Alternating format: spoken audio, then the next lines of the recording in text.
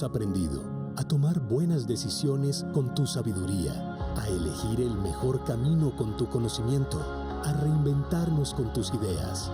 Por eso hoy, más que nunca, necesitamos el 100% de ti, porque el futuro de nuestro país lo construiremos de tu mano. El 49% de las personas que han fallecido por COVID en Colombia son mayores de 70 años. Ayúdanos a que esta cifra no siga aumentando. Sigue las medidas de bioseguridad y ayúdanos a cuidarte. El futuro es de todos. Gobierno de Colombia. Colombianos, muy buenas tardes. Los saludo desde la Casa de Nariño para darle la bienvenida a nuestro Facebook Live. Estamos acá en nuestra sala de seguimiento y monitoreo del COVID-19. Le damos la bienvenida a este espacio dándole gracias a Dios, pidiéndole siempre por nuestro país, también deseándole lo mejor y agradeciéndole a todas las personas que luchan de manera incansable por proteger a nuestro país en medio de esta pandemia. Vamos a dar inicio a nuestro Facebook Live haciendo un balance de las cifras del COVID-19 hoy en nuestro país. Hoy se adelantaron 29.541 pruebas. Tenemos casos positivos 7.254. Se ha venido haciendo también búsqueda activa en conglomerados en varios lugares del territorio y tenemos más del 70% de los casos del día de hoy concentrados en 6 municipios. Tenemos un registro hoy de personas fallecidas que son 294 personas. De estos casos también registramos más del 67% concentrados en 5 municipios, una alta concentración también en personas mayores de 70 años, lo cual nos lleva a reforzar una vez más el mensaje de autocuidado, de protección para las personas que están en el sector de mayor vulnerabilidad frente a los ataques de esta enfermedad y donde se concentran en este momento más del 50% de los casos de fallecidos en nuestro territorio. En este momento también es importante destacar que en total en Colombia se han hecho 1.379.043 pruebas, han sido descartados 1.138.248. Desde el primer día hasta hoy, desde cuando digo primer día, desde que apareció el primer caso, hemos registrado 240.795 casos, de los cuales el 89% ha estado en atención domiciliaria, el 5.7% en hospitalización y los casos confirmados en unidad de cuidado intensivo son el 0.64% para 1.541 personas. Pero hay algo muy importante para destacar hoy. Yo creo que este es el mensaje más importante y es que hoy tenemos 5.803 recuperados, pero el porcentaje de recuperados se está acercando al 50%. En este momento es el 49.6% de las personas que han sido diagnosticadas como positivos de COVID-19 se han recuperado. Yo creo que estaremos llegando al 50% en los próximos 2 o 3 días y ese es un mensaje también muy importante para todo el pueblo colombiano. Hoy también damos la bienvenida a nuestro espacio del Facebook Live, también haciendo un recuento de cosas importantes.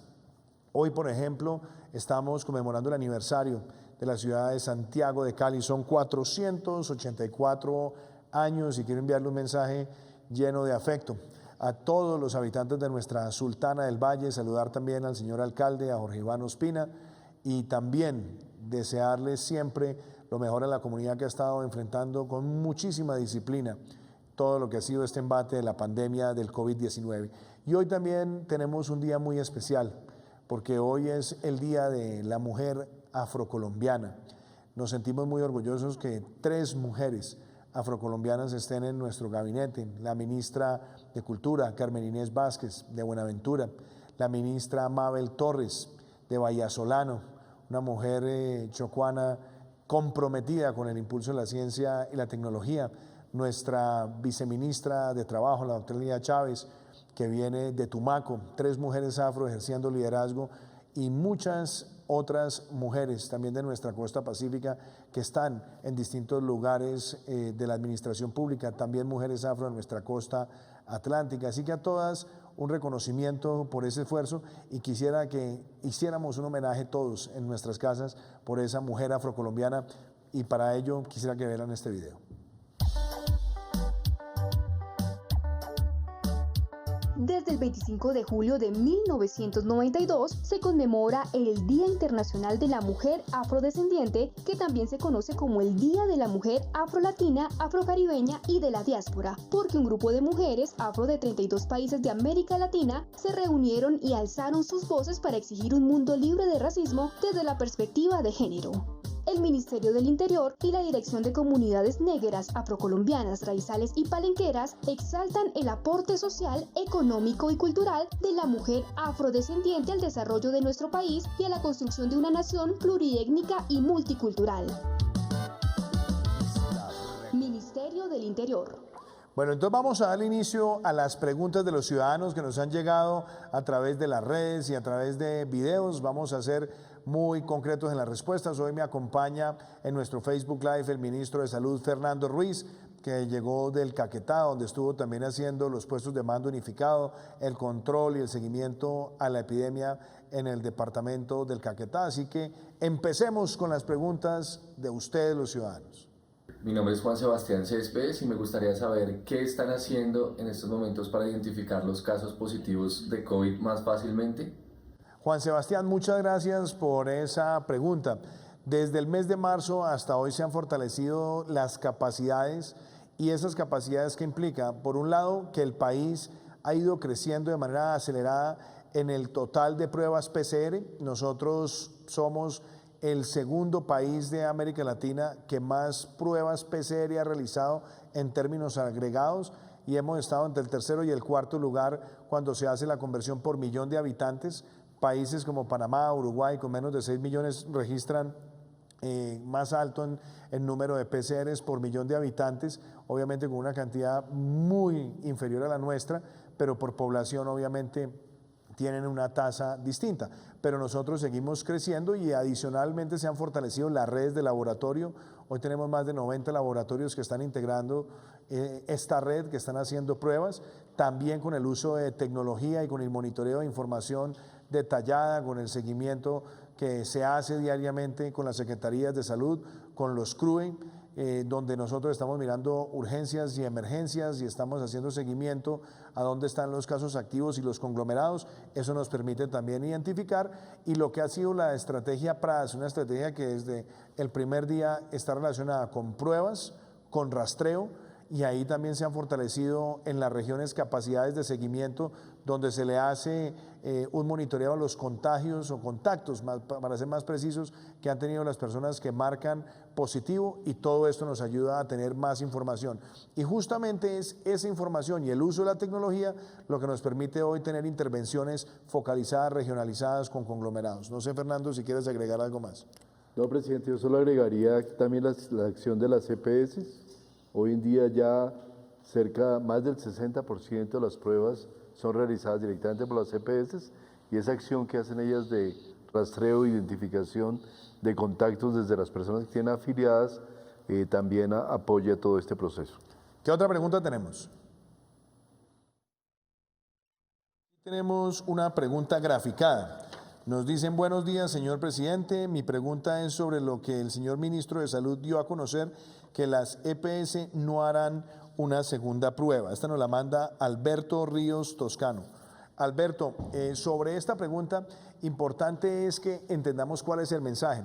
Esto no es una decisión caprichosa de la autoridad sanitaria, del Ministerio de Salud.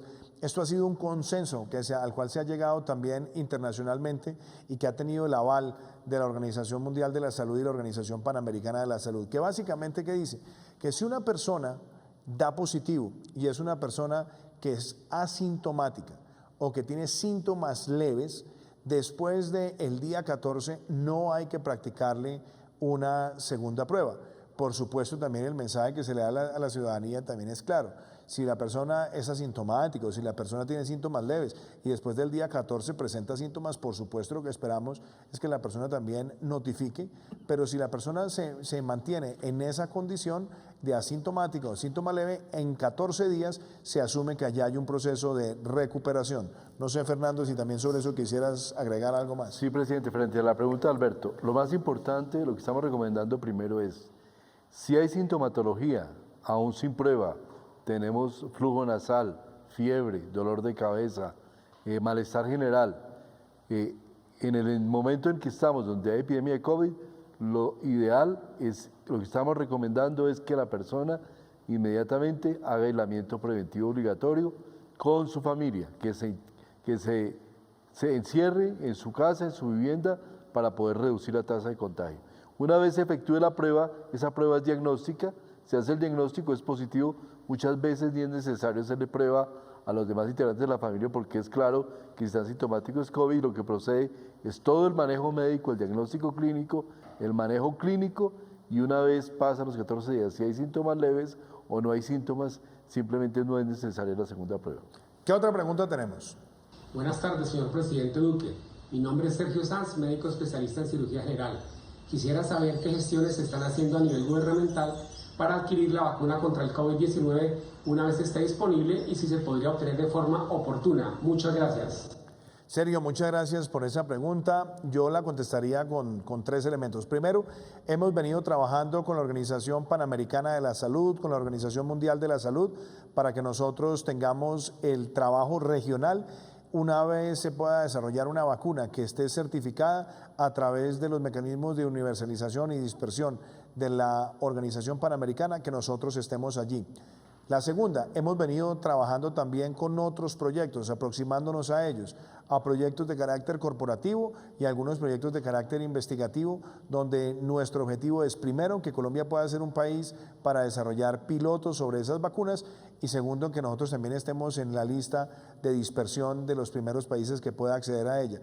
Obviamente es un reto grande porque sabemos que todos los países quieren tener acceso y sabemos además que el proceso de universalización de una vacuna no es un proceso expedito, pero el ministro de Salud, que está aquí conmigo, el doctor Fernando Ruiz, ha establecido ya un protocolo para poder contribuir y participar en todos estos desarrollos científicos, y yo creo que la pregunta de fondo ahí, Fernando, es si llegase a desarrollar la vacuna, ¿cómo hacemos para que Colombia no esté en la cola de la fila, sino que podamos estar en un buen lugar?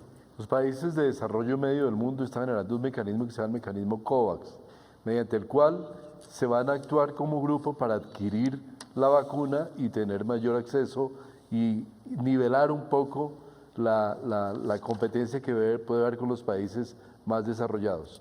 Pero adicionalmente tenemos la posibilidad de ir definiendo desde el Ministerio de Salud todo lo que será el proceso de vacunación, porque claramente vacunar 50 millones de personas involucra seguramente seleccionar a aquellas personas con mayor riesgo como prioridad en la vacunación, mayores de 70 años, personas con comorbilidad, y eso es lo que sería el despliegue del plan específico de vacunación que se debe tener, que es tan importante como tener la vacuna. ¿Qué otra pregunta tenemos? Aquí nos llega una pregunta también a través de las redes. Esta pregunta nos la hace Fernanda Romero. ¿Por qué cuando dan las cifras de casos activos no le restan los recuperados? Fernanda, nosotros lo que estamos haciendo es, más que hablar de casos activos, nosotros hacemos, el primer balance son los casos que tenemos desde el día del primer caso hasta la fecha.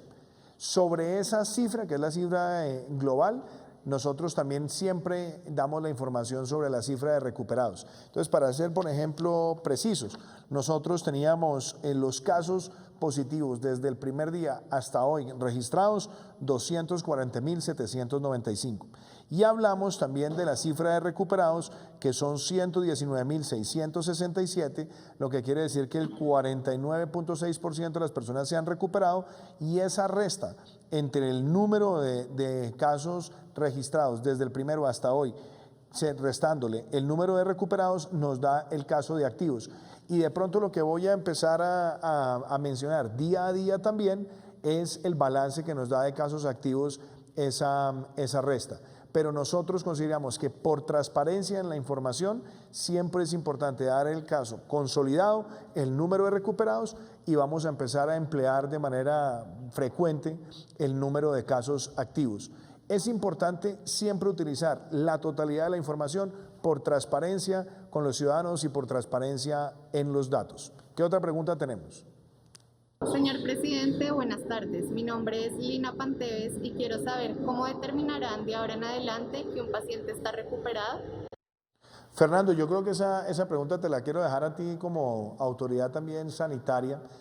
porque el mensaje que nos queda yo creo que es para que la ciudadanía lo entienda. Si una persona no tiene síntomas y es registrada como COVID positivo, lo que se asume en ese consenso médico y científico, incluso nos han apoyado los organismos multilaterales, o más que apoyado, ellos han dado la directriz, sobre todo para optimizar el uso de las pruebas y hacer búsqueda activa y conglomerados, es lo que dicen, después del día 14, si la persona no tiene síntomas, esa persona no requiere segunda prueba. Si la persona ha tenido síntomas leves y después del día 14 no los tiene, la persona se da por recuperada. Pero además, si hay alguien que a pesar de haber tenido síntomas leves, después del día 14 mantiene síntomas, como lo acaba de decir el ministro, pues esa persona debe permanecer también con la observación debida del comportamiento de la enfermedad. ¿Cuál sería, digamos, el mensaje desde el punto de vista médico que quisieras de pronto complementar, Fernando? Se lo ha dicho perfectamente, presidente. Sabemos que el COVID tiene diferentes cursos clínicos. Hay un curso clínico que es muy severo, que puede terminar incluso en unidad de cuidado intensivo, pero la gran mayoría de los casos tiene un curso asintomático o de una afectación muy moderada. En esos casos es lo que pensamos, no se requiere prueba confirmatoria, de acuerdo con los últimos protocolos a nivel mundial, simplemente esperan los 14 días, se le puede dar 3 días de margen adicional y si la sintomatología termina, simplemente se declara ya como paciente un caso recuperado. ¿Qué otra pregunta tenemos? Mi nombre es Viviana Rojas. Señor presidente, si nos hemos preparado tanto, ¿por qué la situación está tan difícil en distintas zonas del país? Esa es una muy buena pregunta, porque partamos de la base de qué se entiende por una situación difícil y partamos de la base de cómo empezó el mundo a enfrentar esta situación. En el mes de marzo, cuando empezamos con los primeros casos en América Latina o particularmente en Colombia, nosotros tomamos varias decisiones. La primera, nosotros teníamos que evaluar el comportamiento de la pandemia. La tasa reproductiva del virus estaba creciendo aceleradamente y el país no tenía toda la preparación suficiente en capacidades de cuidado intensivo, en capacidades de pruebas, en capacidad ventilatoria crítica adicional, y por eso durante el tiempo del aislamiento preventivo obligatorio, aún también en las fases donde hemos ido recuperando vida productiva, podemos decir, número 1, la red de laboratorios del país se expandió de manera acelerada, hoy son más de 97 laboratorios, prácticamente en el mes de marzo no llegábamos a 10 laboratorios de carácter generalizado en el país, hoy tenemos más de 90 que están haciendo pruebas y que están consolidando información. La segunda, nosotros empezamos con cerca de 5.400 unidades de cuidado intensivo, éramos uno de los países con más unidades de cuidado intensivo por millón de habitantes en América Latina, pero sabíamos que nuestro primer reto era lograr disponer el 50% para COVID y iniciar un ciclo de expansión. Esa expansión hoy puede superar más del 40% en estos meses. Tercero, y también es muy importante, la capacidad de dispersión de esas unidades ventilatorias. Hemos cerrado o estaremos cerrando el mes de julio con cerca de 3.000 ventiladores en el país y estará llegando un contingente muy importante en el mes de agosto, con lo cual nosotros duplicaremos la capacidad de atención. Ahora, ¿por qué en algunos lugares estamos viendo crecimientos de contagios y también crecimientos de muertes?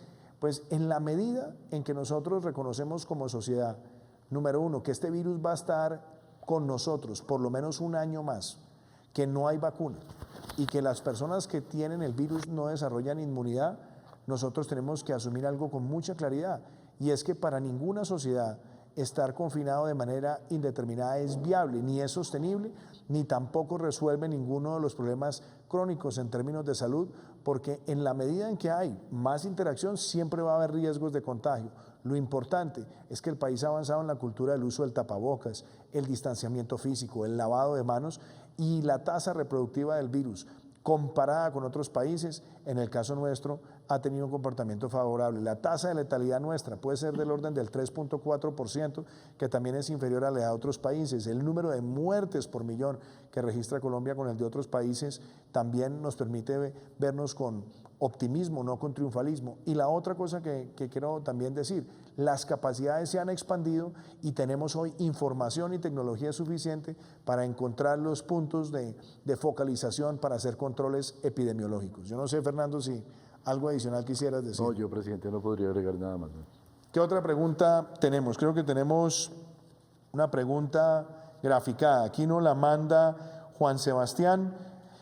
¿No es momento de hacer otra cuarentena total? Fernando. Presidente, claramente no. Toda epidemia tiene su momento en el que va subiendo, va generando nuevos efectos y vuelve y baja. Nosotros pudimos construir, como usted respondía al presidente en la pregunta anterior, ya capacidades para poder tener información ciudad por ciudad, lugar por lugar, aún dentro de las ciudades, las áreas de contagio. Eso nos permite tener la capacidad de actuar focalizadamente y de evitar tener que hacer cierres completos de ciudades o cuarentenas totales que nos generen unos efectos muy complejos en temas de salud y en temas también de apertura económica. De manera que la eventualidad de hacer una cuarentena total en un país como Colombia, con la información y la capacidad que ya tenemos, sería absolutamente extrema, pero en este momento no la visualizamos, dadas las capacidades que en este momento tenemos y la presentación que se ha venido dando en diferentes ciudades, donde lo importante es actuar sobre las ciudades que tienen afectación, mientras tenemos una gran cantidad de municipios donde todavía no tenemos ningún efecto crítico de la pandemia. Yo creo que ese es un punto también importante, ministro, porque eso también sirve en la respuesta.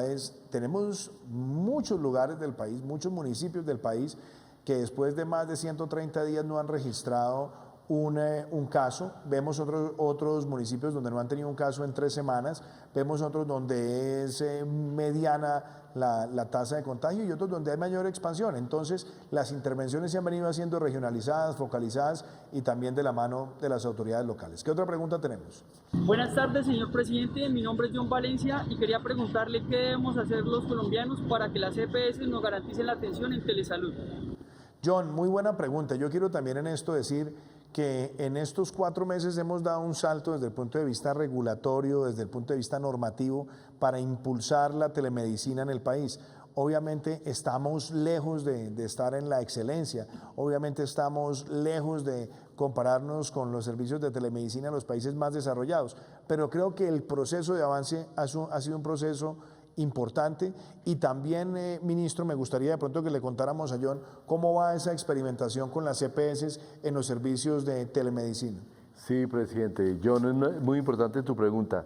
Casi que hemos incrementado 10 veces la capacidad del país en hacer telesalud. Esto es algo que, a no ser por la urgencia que hemos tenido por la pandemia, probablemente nos hubiera tomado 8 o 10 años poder lograrlo. Prácticamente todas las EPS están trabajando con protocolos de telesalud y nuestra invitación es especialmente para poblaciones mayor de 70 años y con comorbilidades, garantizar la atención con telesalud, de manera que si en algún caso un colombiano identifica que en estas condiciones especiales no hay acceso a telesalud, los invitamos a comunicarse con la Superintendencia Nacional de Salud para que haga los respectivos ajustes y haga las recomendaciones sobre la respectiva EPS para que pueda darse la atención de esa manera, sobre todo en poblaciones prioritarias. ¿Qué otra pregunta tenemos? ¿Que nos llega alguna por redes sociales? Esta nos la manda Steinar Olsen, Steinar Kohl. ¿Cuándo empezaremos a ver el descenso de casos de contagio y muertes en Colombia? Steiner, yo creo que esa es una pregunta bien importante porque, como lo hemos dicho, nosotros hemos observado comportamientos de la pandemia y picos que han estado regionalizados. Vimos, por ejemplo, el caso de Leticia, vimos el caso de Tumaco, el caso de Quibdó, hemos visto el caso de Cartagena, el caso de Barranquilla, hemos estado haciendo intervenciones en Bogotá con las autoridades locales, hemos estado también trabajando con las autoridades locales en Medellín, en Antioquia, y ya hemos visto comportamientos en ciudades donde han pasado por ese proceso y hemos visto una caída en algunos de los niveles de contagio, también hemos visto el número de muertes. Y obviamente por el peso que tienen algunas ciudades y algunos municipios, pues obviamente en la medida que vayamos pasando en esos lugares los picos, también vamos a empezar a ver un descenso. Pero también es previsible que podamos ver en otros lugares donde no hemos tenido contagios crecientes y que han diferido el pico gracias a las intervenciones, que los veamos más adelante en el tiempo. Esa es también el fundamento de la intervención regionalizada y focalizada. No sé, Fernando, sobre eso que quisieras también agregar. Creo que está muy claro. ¿Qué otra pregunta tenemos? Soy Viviana Vargas de la ciudad de Pitalito. Me gustaría saber cuáles son los tapabocas que sirven para evitar el contagio. Pues yo le diría a Viviana que lo ideal serían los tapabocas que tienen el sello N95, que son los que tienen mayor contención, pero sabemos que no necesariamente tenemos acceso permanente a ellos y también hay otros mecanismos de protección y también por supuesto el uso del tapabocas no es solamente para protegernos, sino también nosotros proteger a los demás. ¿Qué dirías ahí, Fernando, en complemento? Adicionalmente, el tapabocas quirúrgico, el que es cuadradito y tiene las tirillas hacia atrás, presta un muy buen nivel de protección. Debe tenerse cuidado de no mojarlo, si es desechable, efectivamente desecharlo, pero también el N95 se recomienda especialmente para personal médico, que es el que cubre nariz, boca y un poco la barbilla. Ese es el recomendado. Ahora se están utilizando mucho, presidente, los tapabocas de tela reutilizable. Estos tienen buen efecto en las telas que recomendamos. Invitamos a ver la página web del Ministerio de Salud donde están las recomendaciones y estos últimos deben hacerse un buen lavado y un secado para que puedan tener el mejor efecto. Bueno, y estamos llegando al final de nuestro Facebook Live de hoy. Muy buenas preguntas de los ciudadanos en las redes con los videos que nos han preparado. Nosotros estaremos también mañana a las 6:30 contestando las preguntas que ustedes nos envían. Y me gustaría finalizar también con este mensaje, el mensaje de autocuidado, donde no podemos tener excusas, donde tenemos que manejar el distanciamiento físico en todos los espacios, incluyendo el transporte público. Los dejo con este mensaje, que las excusas no nos sirven, no podemos bajar la guardia, todos nos protegemos y Colombia camina adelante. Nos vemos mañana a 6:30, Facebook Live, contestándole a los colombianos. Muchísimas gracias. Camila, 28 años, se sube al bus sin mantener la distancia mínima de 1,5 metros. No lo sabe, pero la persona que va a su lado es positivo para COVID. Llega a casa, saluda a Paula, su hija de 9 años, y a su abuela Rosa de 72. Camila es asintomática, su hija tiene fiebre, su abuela no puede respirar. Todas son positivo. Paula y Camila se recuperan. Rosa fallece. Camila, ¿por qué no tomas la distancia mínima? Su excusa, ya uso tapabocas. ¿Para qué más? Tus excusas ponen en riesgo tu vida y la de muchas personas. Aprendamos a convivir para poder vivir. El futuro es de todos. Gobierno de Colombia.